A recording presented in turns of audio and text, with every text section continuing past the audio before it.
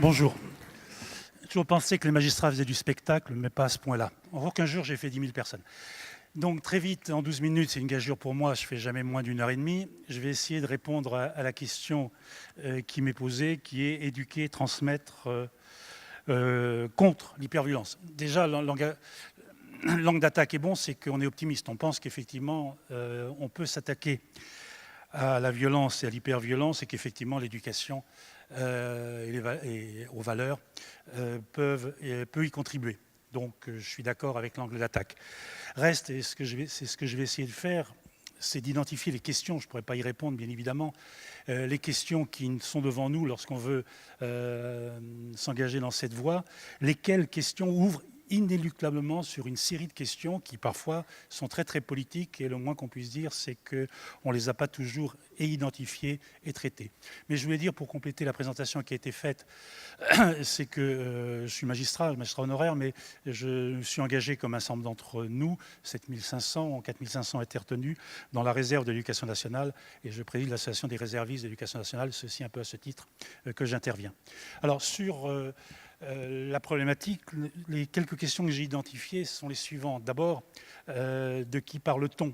La jeunesse, disait-on, la jeunesse, ça n'existe pas, et ça n'existe pas sur le plan juridique et sur le plan politique, ça n'existe pas. Pour les sociologues, c'est 15-25 ans, pour Tintin, c'est 7-77 ans, pour le juriste, il y a avant 18 ans et après 18 ans, ça a l'air de rien.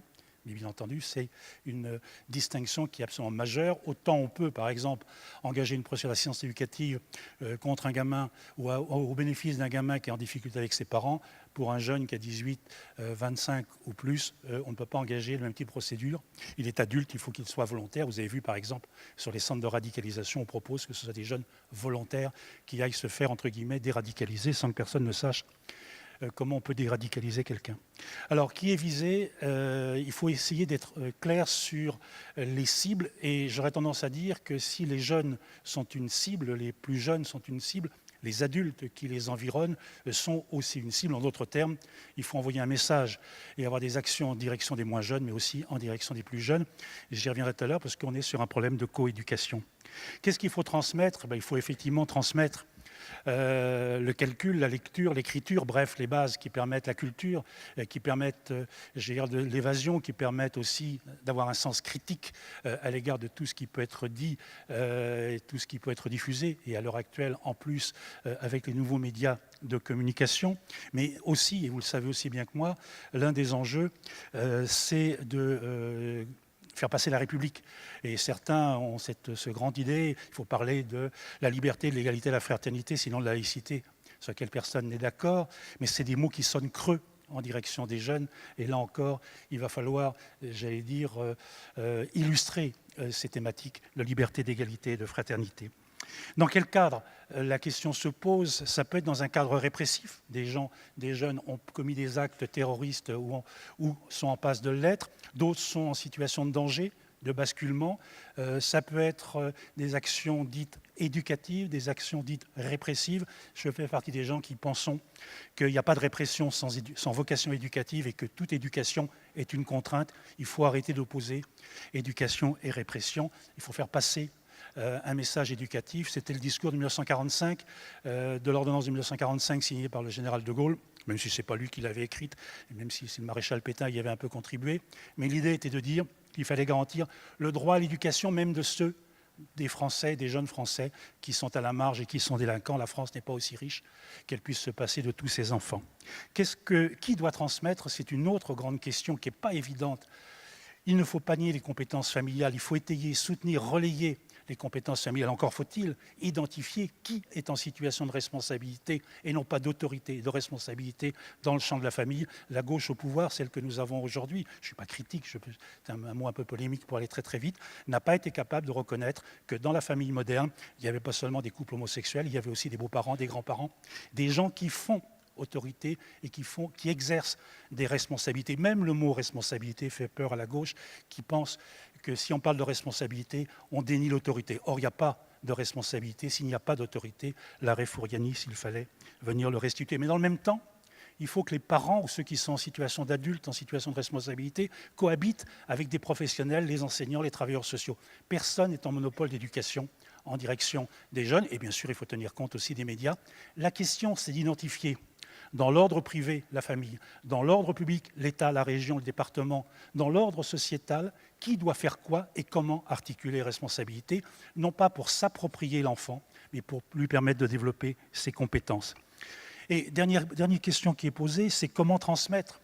Est-ce qu'il faut faire un prêche sur les droits? Et immédiatement, dès qu'on parle de droit, on parle d'obligation, comme si le droit d'être secouru, le droit d'avoir un toit, le droit d'être aimé, c'était gagé par quelque chose. Non, il y a des droits qui sont fondamentaux et on ne le dit pas suffisamment. Donc moi, je ne parle pas des droits. Je dis que quand les gens ont des droits, ils auront des responsabilités. Mais avant d'avoir des responsabilités, ils doivent avoir des droits. Mais est-ce qu'il faut être dans l'incantation? Est-ce qu'il faut être dans l'incantation législative, dans l'incantation du discours?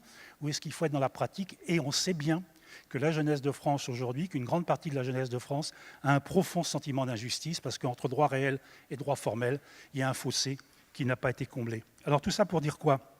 Pour dire que ce pays est confronté, bien sûr, comme d'habitude, à la crise d'adolescence d'un certain nombre d'enfants. On a vu aussi arriver ces gamins qui étaient en crise d'identité, en recherche d'identité, les mafieux qui passaient par là leur proposaient de l'argent et un statut. Et aujourd'hui, on est confronté à une autre partie de la jeunesse qui est en crise de sens, elle, et qui cherche à s'engager.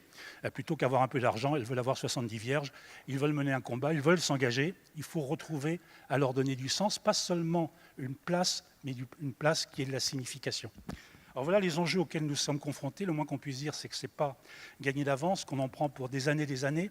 Et avec cette difficulté qu'il faut oser dire, c'est qu'une partie de la jeunesse de France est contre la France et ne se sent pas la France. Il va falloir, j'allais dire, remonter au front et notamment mettre partout où il le faut les passerelles pour dialoguer, pour discuter, non pas pour, j'allais dire, vouloir imposer, mais pour reconstruire, pour relégitimer aussi un certain nombre des valeurs qui sont les nôtres. C'est le débat sur la laïcité qui est vécu comme une oppression des religions, alors que c'est permettre à chacun de vivre sa foi ou de vivre sa non-foi.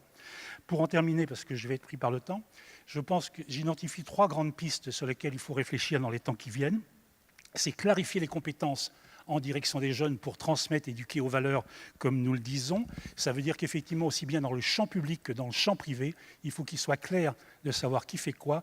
Il faut travailler au sein des articulations au sein du privé, entre parents, grands-parents, beaux-parents, au sein du public, entre l'État, la région et sinon l'Europe. Et l'articulation, c'est le débat sur la sphère du public et la sphère du privé, entre le privé et le public. Le moins qu'on puisse dire, c'est que c'est un combat politique qui est loin d'être gagné d'avance.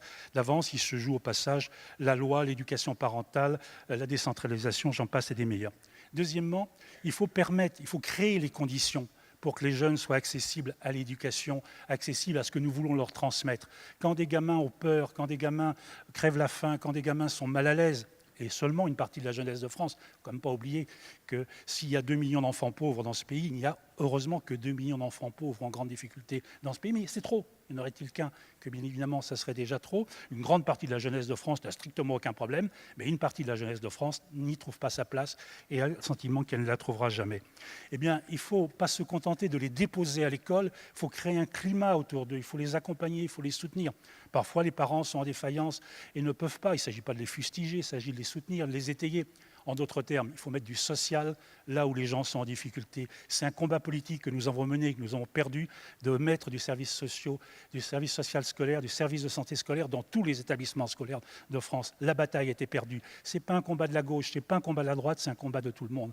Il faut mettre des travailleurs sociaux dans les quartiers en difficulté. Nous sommes en train de réduire la place de la prévention spécialisée quand il faudrait l'augmenter. Nous nous tirons une balle dans le pied, ce n'est pas un problème de gauche, ce n'est pas un problème de droite. Si on laisse les jeunes tout seuls, face à Daesh, face aux médias, on n'aura qu'à s'en prendre qu'à nous-mêmes. Et puis, enfin, et j'insisterai sur ce point, il faut effectivement mener le combat sur les droits, mais je l'ai dit tout à l'heure, je l'ai esquissé, il faut savoir prendre les mesures qui s'imposent pour passer des droits formels aux droits réels. C'est d'abord être informé sur ses droits, je disais en plaisantant, parce que j'étais formé à cette école-là pour avoir eu la télévision très vite. Je voyais à l'époque des Japonais qui sortaient de leurs îles dans lesquelles ils s'étaient mis dans la forêt pour éviter les bombes américaines. Si on ne prévient pas les Japonais que la Deuxième Guerre mondiale est terminée, ça pose un sacré problème. Si on ne prévient pas les esclaves qui sont libres, ça pose un problème pour l'exercice de leurs droits. L'information sur les droits est le premier des droits. Mais deuxièmement, il faut accompagner les uns et les autres dans l'exercice de leurs droits. C'est un problème de spécialistes, de juristes, mais c'est aussi un problème de société. C'est aussi un problème d'organisation pour permettre à chacun de vivre ses droits. Donc, en d'autres termes, ce que je viens de vous dire, c'est que éduquer les jeunes pour effectivement combattre la violence, parce que quand ils n'ont pas effectivement été respectés, pris en compte, quand ils n'ont pas de perspective, eh bien, il n'y a plus que la révolte. D'ailleurs, comme moi, parce que moi je suis pris par le temps, mais regardez les jeunes autour de nous qui nous intéressent, ils parlent à toute vitesse avec une mitraillette comme s'ils avaient peur qu'on leur prenne leurs mots. Bon. Ils n'ont plus que la violence des mots parce qu'ils ne peuvent pas avoir l'apaisement des droits. Eh bien, il y a un combat à mener, le moins qu'on puisse dire, c'est que nous sommes loin du compte. Voilà, j'ai terminé, merci. Merci beaucoup.